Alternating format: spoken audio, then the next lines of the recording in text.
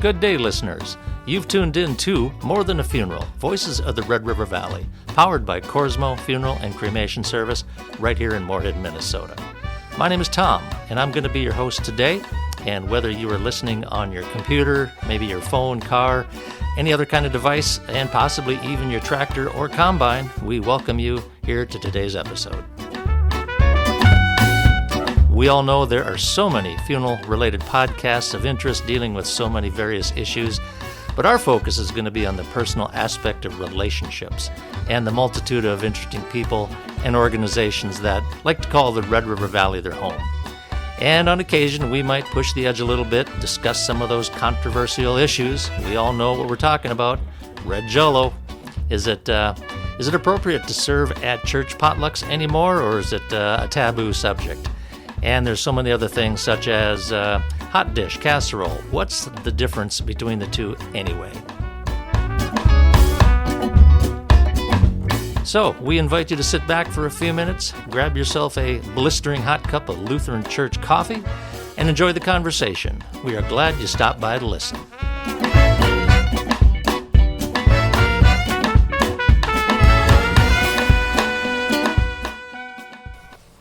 Well, good evening, listeners. Welcome to episode number 2.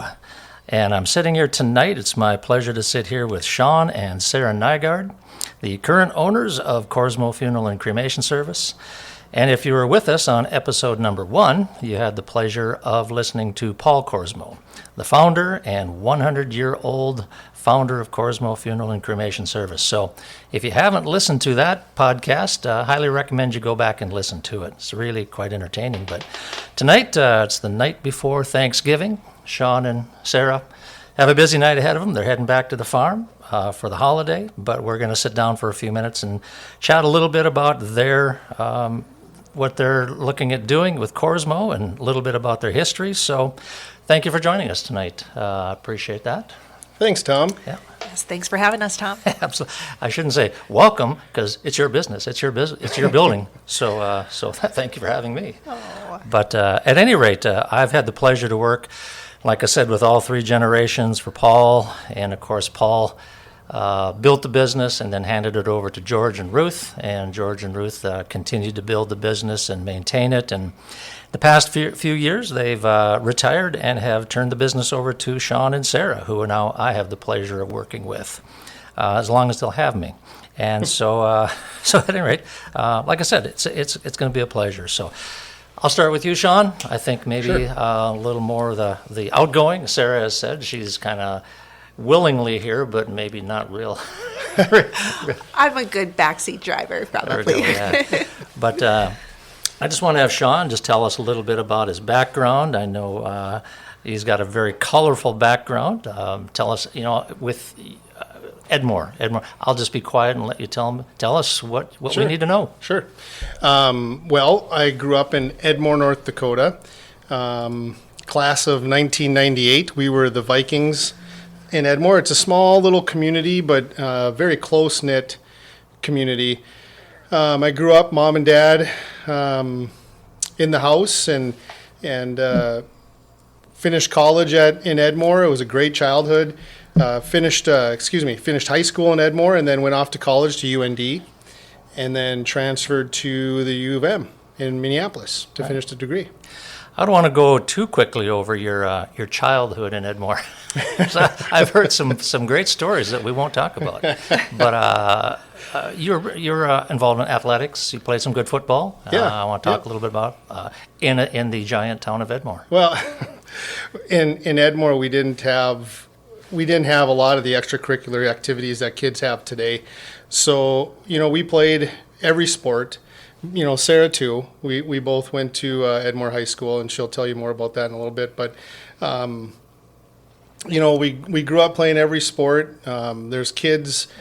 You could ride your bike for miles on end, not have to worry about anything. A little different than today. But yeah, it was a good childhood. We were always busy, even though we didn't have all the technology, all the things that kids have today. We had friends, and we played outside, and we made the most of it. So, yeah. I think it's fascinating. Your dad was in the Army, is that right? Yep. in the Army, and when he was in Korea, he met your mom. Yeah. And you've shared some interesting stories about some of the foods that you were introduced to as you were growing up, the kimchi and some other things too. But I can't imagine your mom as Korean, South Korean, thankfully, Yes. brought back to Edmore. That had to have been That amazing. was a little cultural shock for her. When she moved from Seoul, Korea, to Edmore, she went from 4 million people to 400. Crazy. It was quite a shock. But yeah, as you talk about getting exposed to a lot of different foods, my mom was from a different culture, and my dad being Norwegian and my mom Korean, she would make a couple dishes every night, and one would be from a Korean dish that she would make that my brother and my sister wasn't born yet, but my brother and I would kind of flock to the Korean dish, and then my dad was a meat and potatoes type of guy, so our house smelled a little funny sometimes because with the cooking of ethnic food, but it was good, and being here in the FM area in Moorhead, it's nice to be able to bebop over and experience those foods too that I grew up liking. Sarah, now, well, let me back up. Your family's not an agriculture farm. Your dad had an auto body shop? Yeah, my dad had an auto body shop growing up, and then he went back to school for a little bit, earned a certificate in what's called millwright work, and so he traveled a lot when we were little, and went to different power plants and worked, and really it was my mom who kind of held the fort down and raised us kids, and dad would come home for a little while and the phone would ring and he'd be gone again, to a different job. So I did not know that. Yeah. The few years I've known you. But Sarah, yours is more of an agriculture background, isn't it? Farm? It is. Safe to say? Yes. Yeah. Yep. Well, I'll put the pressure on you now. Pressure's on. Tell us a little bit about what you want to share. Well, I grew up in Fairdale, North Dakota. Fairdale, right? Fairdale, yes. So population of about 42 people.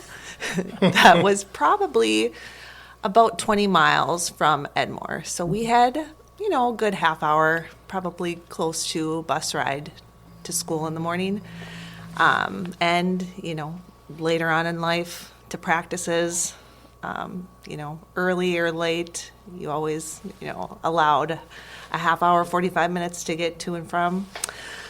But it was wonderful, growing up on the farm. That's, to myself anyway, that's God's country. So my dad was a farmer with my grandpa, and they farmed probably just over 1,000 acres, just the two of them.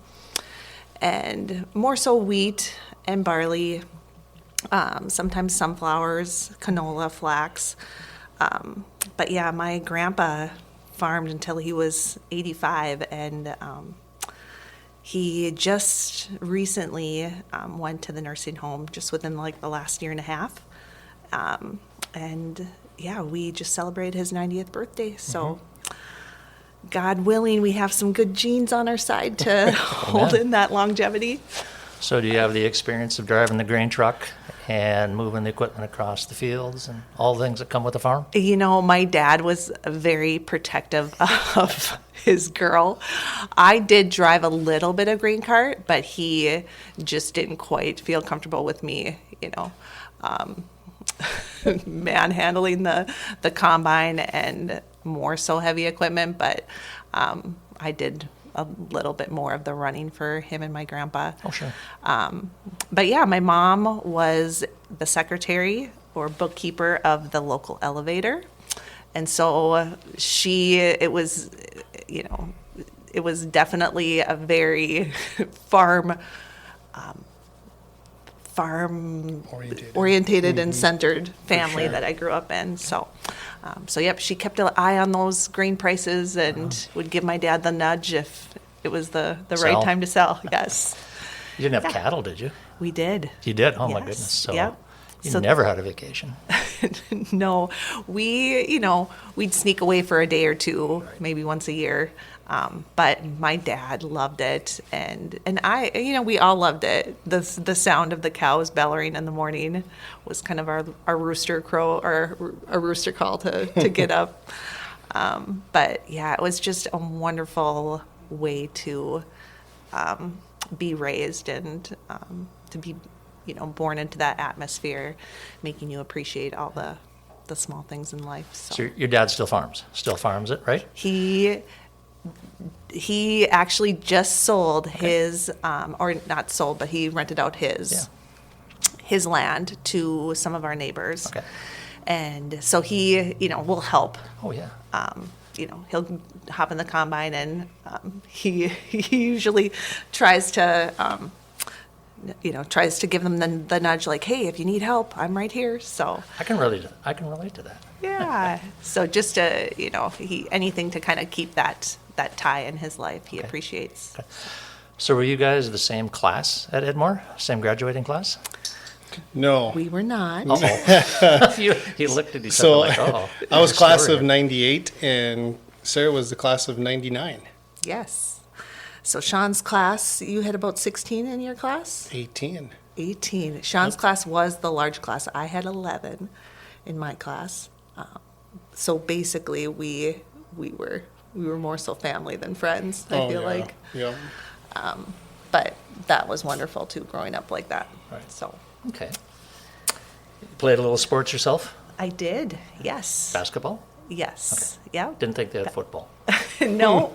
But like I did. Sean was saying, just that's the wonderful benefit of growing up in a small town is the chance to be exposed and to be able to participate in, all of those activities that you'd like. So, yeah, I did basketball and volleyball and track. Volleyball too. There really is nothing much better than watching Class B basketball. When the B's on, it's just exciting. So I'm from Minot, but yet spent many years in a smaller town of Kenmare, and so it was exciting when state tournament time came around. Way different. So Sean went off to UND. Did you also go to UND? I don't know. I did not. Okay. No, I was not one of those girls that followed her boyfriend to college. I really wanted to be a hygienist. I had a wonderful hygienist growing up, and just thought, I want to do this. So with that, I went to Wapaton. Okay. NDSCS, which was one of the only schools in the state that have hygiene. So, and luckily got in and did a few years there, and we kind of lived apart for a while, but absence makes the heart grow fonder, right? Yeah. A few road trips on the weekends. We did. Straight down the interstate. Yeah. Yeah, we did. Even it was Grand Forks, which, how far was that? About an hour and a half, and we'd see each other and back and forth from UND to Wapaton, and then when I went to the U of M, a little bit further, but we still made it work. We did. Mm-hmm. Yep. All right. So after UND, then were you married before you went to mortuary school? No, Okay. no. So we got engaged second year of mortuary school, something This like is a that. test. So Yes. you went to Yes. Minneapolis. Yep. And you did not yet. You were still working. I was finishing hygiene school. Okay. And you asked me to marry you. Yes. Your last year of mortuary, and then my last year of hygiene. Yep. Wow. And so the timing was, you did well. It was perfect. Yeah. You did very Timing well. was perfect. Outkicked my coverage. Is that how you say it? That's right. No. So we were last year of college. We were engaged, and then we finished up. Actually, my first interview was here at Korsmo's, and that's where I met you, Tom. And I knew George and Ruth for a while before that, but that was the first time that I got to meet you. That was a while ago. Yep. And then instead we went and packed our bags and moved to Mackville, North Dakota, and worked for Stanley Iverson Funeral Home. That was that was the first job that I had, and Sarah got a hygiene position in Devil's Lake, so she had a little bit of a commute every day, and we lived above the funeral home, and I lived above the funeral home when I was in the cities working as a night attendant, but Sarah had not ever lived above the funeral home, and so for about the first 6 months. We were married. We got married that summer of 2002, accepted the job in Macville, and moved into the funeral home up above, and it was great. I mean, it really was. Glad this is just audio. Yes. But it was a little bit of an adjustment for Sarah. I mean, living above the funeral home, she knew what my career was and what our life was going to be like, but it was an adjustment. We kind of joke around a little bit that, for like the first 6 months, I'd get an elbow in the middle of the night and I'd be like, what? And she'd be like, I have to go to the bathroom. And I would say, well, go to the bathroom then. And she goes, you have to come with me. And I'm like, okay. So that went on for quite a while. And then she got used to living above she got used to living above the funeral home, and pretty soon didn't have to do that. Yeah, I remember anytime Shawn got called out at night, I would sleep with all the lights on. Comfort. Sleep is probably a stretch. This is true. One eye open. Yes. Yeah. Yes. So, it was a little adjusting period, but we made it work, and it was great. There was a lot of space up there, and I felt like we were pretty blessed too. We were, and we met a lot of great people. Macville had a lot of young couples that we got to meet and hang out with. So it really did feel like home. And then about our second year in, the athletic director came over and asked if I'd be interested in coaching the high school football team. In Macville. In Macville. Wow. So it was Dakota Prairie was the affiliation, and I love football, love sports, and I kind of knew the athletic director from when I was in high school, and we talked about a few things, and we had a lot of great kids that went through there. But I coached football for a couple of years at Dakota Prairie and worked at the funeral home, so that was kind of fun. So knowing as much as I do about funeral business, you must have had some sort of coverage, quote unquote, while you were coaching or had a game going on. Yeah. You just didn't keep your page there was three of us. Okay. So they had a location in Cooperstown, Lakota, and Macville. Gotcha. And so there was three of us, and so we had a nice rotation, and we weren't that busy. Right. So when we did get busy, we were rolling pretty good, the three of us, but it was very manageable. Covered a lot of miles, I know. Yeah. So were you able to work in dentistry, hygienist in Macville? There was not a dentist in Macville at that time, so I got a job in Devil's Lake, and the commute was about an hour one way, but growing up on the farm, driving a half hour to school, really a half hour, an hour, it kind of is all the same. So you'd almost do that for lunch. Exactly. Yes. For a good meal, I would drive an hour. Right. But it was a wonderful clinic that I worked at in Devil's Lake, and got a lot of great starting experience there, and worked there for 5 years while we lived in Macville. Yeah. So super blessed. So did kids start coming along, if you don't mind my saying it that way, when you were in Macville or when you moved on? No, when we moved on. Okay. Let's go into that chapter. Yeah. In 2006, I had a job offer in Detroit Lakes. And everyone that's listening has probably heard of WeFest.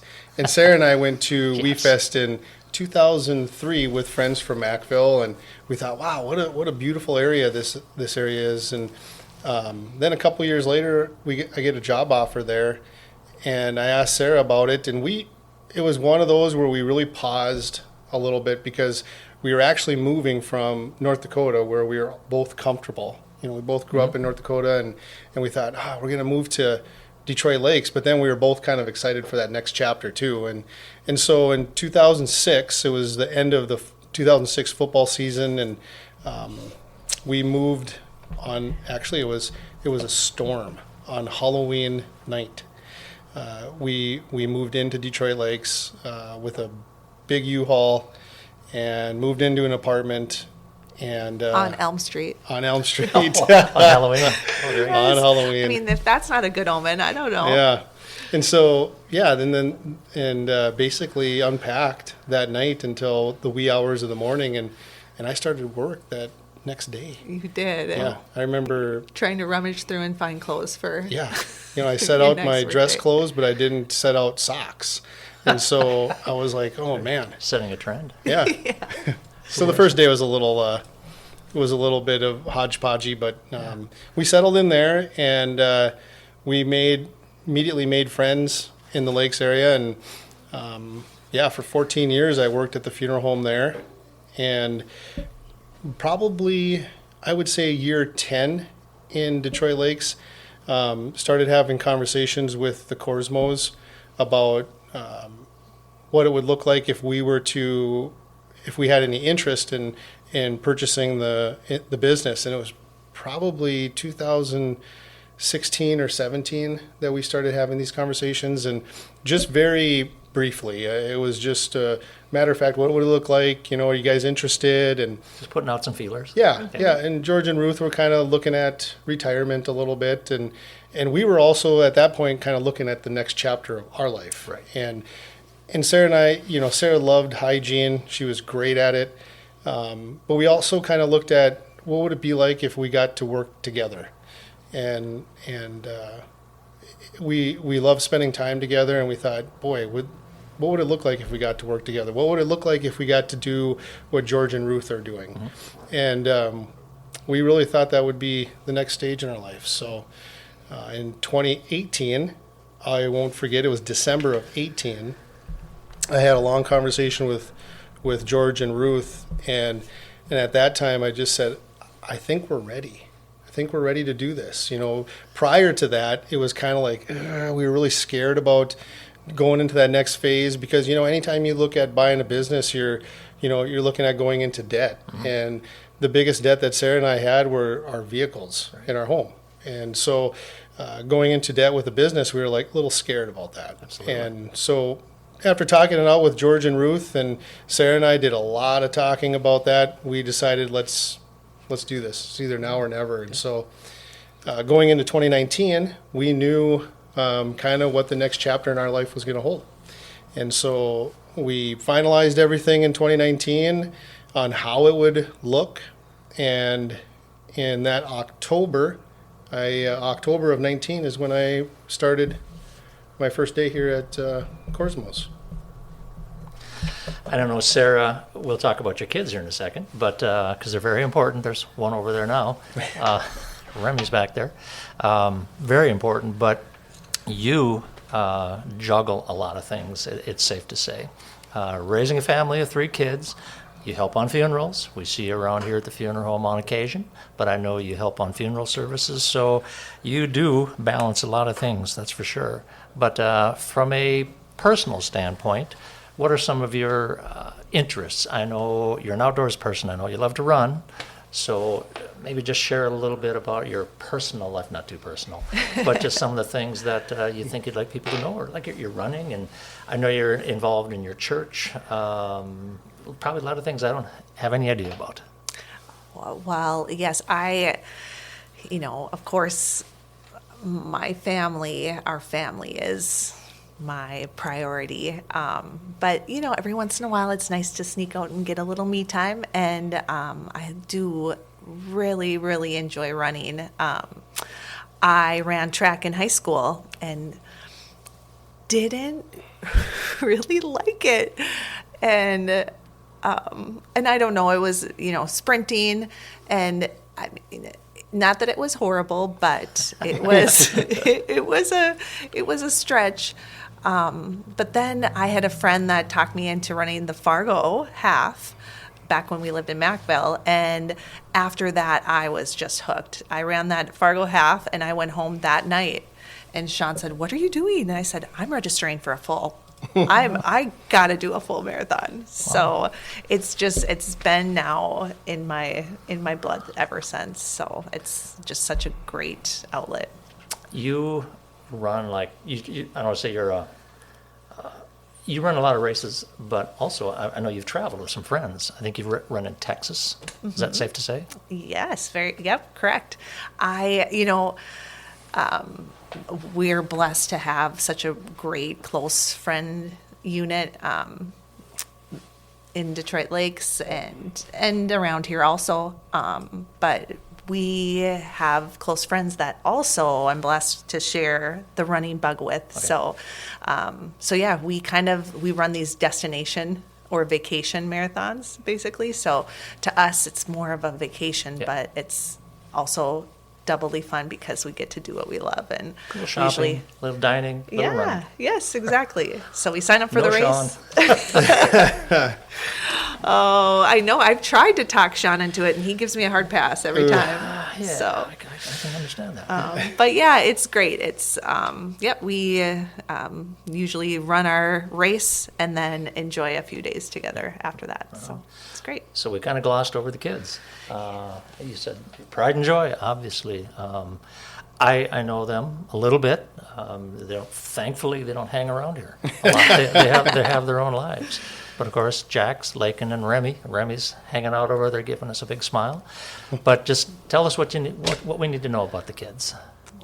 Any of you, or both of you. You go ahead. Okay. Well, we have 3, like you said, and Jax is our oldest. He just turned 14. Lakin, our middle, just turned 12. And then Remy, our youngest, is 6. And they are definitely like the center. They run our life, basically. Yeah, absolutely.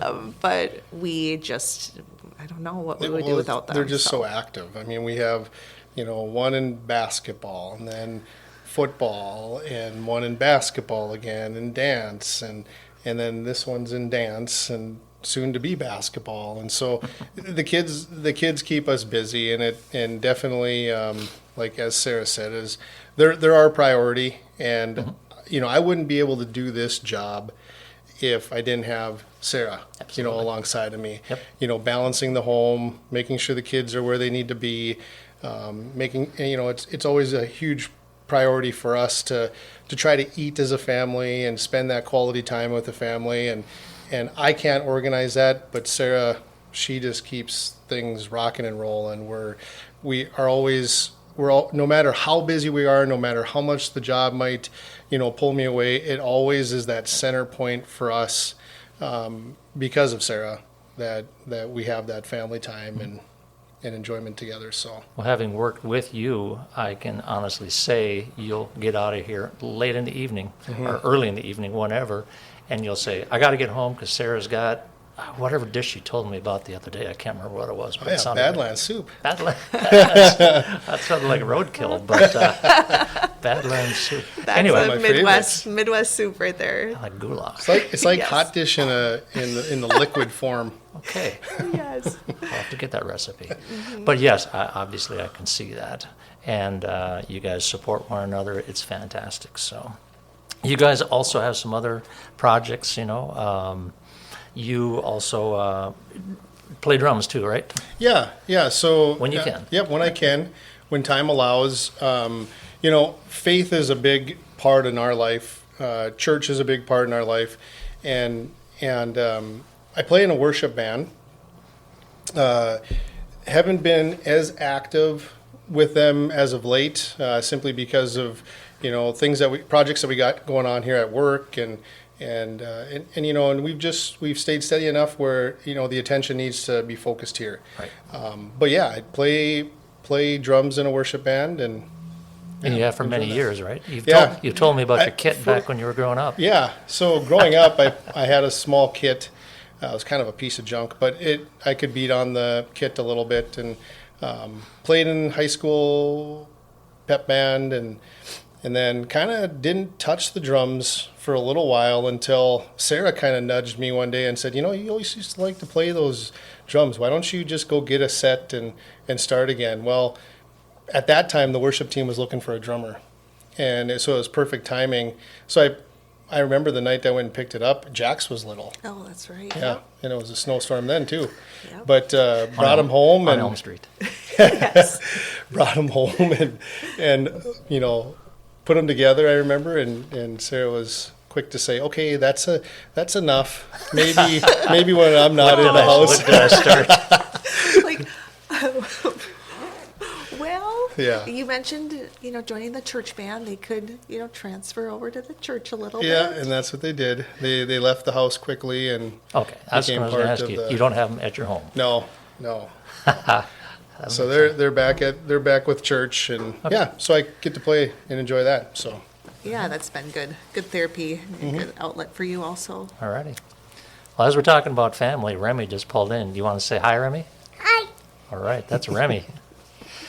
You're going to the farm, I hear, tonight, Remy? Mm-hmm. What fun things are there to do at the farm for Remy? I don't know. Did you get to ride like in a side-by-side? Does Papa have his four-wheeler that he takes you guys out? Yeah. All right. Do some four-wheeling, he pulls you on the sled. Oh, yeah, sledding.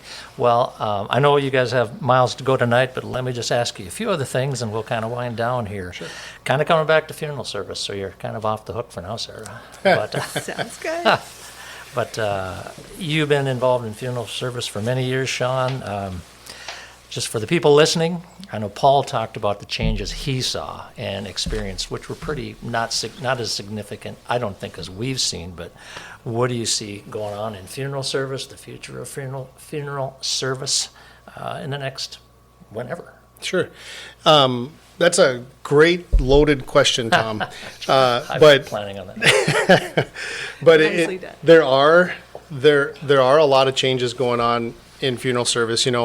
Back from your Kenmare days to my Macville days, we grew up with funeral service being very traditional.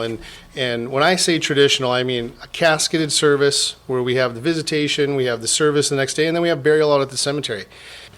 And now we're seeing a shift where cremation is on the rise, yes, but we're still seeing that same value that families want out of the service. They just want it a little bit different. And we're trying to meet those families in real time, because it is a little bit of a change for us, from your days in Kenmare and my days in Macville, like I said before. But we're able to meet those families in real time and still honor the wishes, just doing it a little bit different. One thing I have noticed, and you hit it on the head, but I've noticed really coming through COVID made a big change in the way we do many things. Yep. Funerals, memorial services, one thing, but also weddings, baptisms, graduations, birthday parties. It seems to be, it's just changed. It's really difficult to put my finger on exactly, because every situation is different. But, people still do want to honor and respect their loved one, but they're just doing it differently now, as they are weddings and birthday parties. So Exactly. yeah, it's just put a whole different spin on it. So it is changing very definitely, and it will continue to change. And so I appreciate that insight. You've got a great staff here, in my opinion. We do. Me being one of them, but that's my humble Yes. opinion. But tell us a little bit about your support staff, the teamwork that you have here, because I like working here, and thank you for keeping me on staff. I like it because it still is an independent family funeral home, Nygaard family funeral home. So obviously Korsmo, but I like it because it's independent, it's not corporate. So yeah, just share a little bit about your staff and Sure. brag on them a little bit. Yeah, absolutely. Well, you're right, Tom. I mean, you've gotten to see this firsthand. We spend just as much time with our staff and with each other as we do our family. And so your work kind of becomes your family as well, and your extended family. Yep. And we are blessed here. We have, I always tell Sarah, I said, I'm so proud of every person that I get the opportunity to work with. That, from the experience side to with our directors and just the knowledge base that we have here at Korsmo's, I would put our crew up against any funeral home in the state of North Dakota, Minnesota. I'm just so proud of them. But with that being said, we are blessed in the Fargo-Moorhead area, because I don't know of another area that has just family-owned funeral homes, and we get along. We can see each other on the street. If somebody needs help, we're going to help. And so you don't see that in other communities, and we're pretty blessed to have that here in the Fargo-Moorhead area. Absolutely. I know we have borrowed equipment, as you say, from other funeral homes if we have two services going on at once. We've even borrowed staff on a rare occasion. So you're right. All being family-oriented, I think, is very important, yeah. So lastly, we'll wind this down so you guys can get on the road. But what do you see for the future of Korsmo Funeral Service other than keeping the doors open? I think the Korsmo funeral service, funeral and cremation service, we added the cremation part. I feel that our funeral home is going to be strong for many years to come. Right. We have the staff in place to continue those traditions that Paul Korsmo started out doing, and I should say Paul and Florence, right. And George and Ruthie, and now Sarah and I, and with the staff to back it. I see a long history of Korsmo Funeral Service in the future. One thing that I can attest to is the longevity of the people that have worked here. I mean, I've been here 31 years, I'm sorry to say. I'm not sorry to say that, I'm proud to say that. Yeah. But as I look at the other directors, 10 years, 6 years, I mean, it's not a profession. Well, it is a profession. Some businesses, you hire somebody and you hope they show up the second day. Right. But no, here they start, they stay, and it absolutely is a stressful position with the hours we work and the families that we now work with. That's developing and changing, so that is a testament to you guys for holding that together, what George and Ruth did and Paul and Florence started. So yeah, just keeping a tight-knit group, trying to keep them happy, buying them coffee. That's a big part. That helps. Trust me, that helps. Pizza too. Gotta have pizza. Oh, don't say that.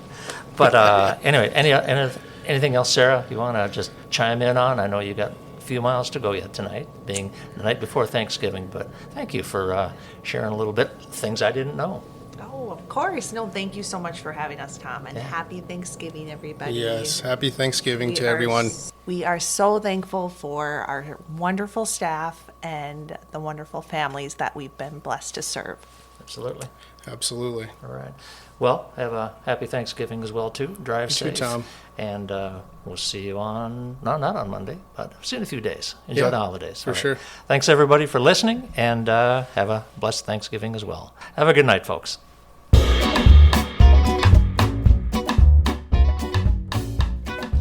You have been listening to More Than a Funeral, Voices of the Red River Valley. And I have been your host, Tom Pence, and I'm one of the funeral directors at Korsmo Funeral and Cremation Service here in Moorhead, Minnesota. The word service has been an intentional part of our name for over 66 years, and we pride ourselves on attention to detail and personal service. Personally, my responsibilities revolve around the advanced planning aspect of our profession, and I enjoy visiting with people as we discuss the many possibilities of a memorable celebration service that will eventually honor a life according to their wishes. And from a practical standpoint, which is getting so very important these days, I help families plan ahead so that the family left behind will not be burdened with a large financial responsibility, therefore allowing them to spend time with their family, remembering their loved one, not having to worry about how to handle the expenses.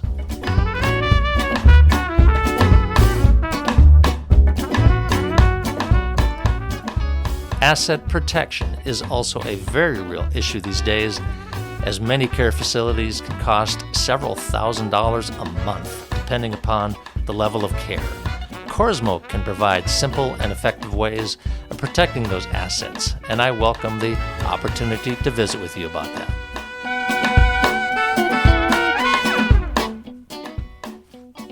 If you enjoyed this podcast and found some value in it, we greatly appreciate your sharing with a friend. And if you have a moment, text somebody right now. Encourage them to give a listen and perhaps follow the podcast personally. We anticipate publishing a new episode on the first day of each month, so check back for interesting guests and topics. And of course, we also welcome your suggestions for future guests and topics of interest as well. So thank you for listening. And if you want more information and actually want some free estimates or just have questions, contact any of the directors at Korsmo Funeral and Cremation Service. Our phone number is 218-233-1533. and our web address is korsmofuneralservice.com. Thanks again for listening, and from all of us at Korsmo, have a great day.